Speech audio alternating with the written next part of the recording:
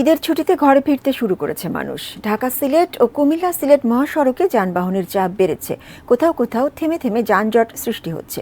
ব্রাহ্মণবাড়িয়া থেকে বিস্তারিত জানিয়েছেন পূর্বাঞ্চলীয় ব্যুরো প্রধান পীযূষ কান্তি আচার্য। গতকাল ছিল শেষ কার্যদিবস ঈদের আগে।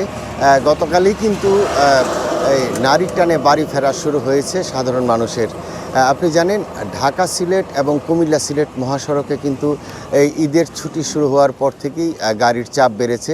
বিশেষ করে ঢাকা সিলেট মহাসড়কের যে ভৈরবের দুর্জয় মোড়ে কিন্তু কিছুটা যানজটের আমরা খবর পেয়েছি।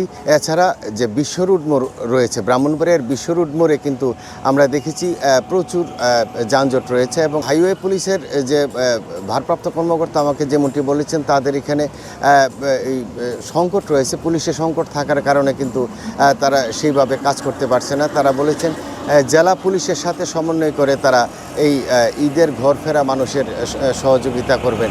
আরেকটি বড় বিষয় হচ্ছে যে মহাসড়কে 3 হুইলার যানবাহন চলাচলের কারণে কিন্তু এখন মানুষের দুর্ভোগ বাড়ছে এবং যানজটও বাড়ছে।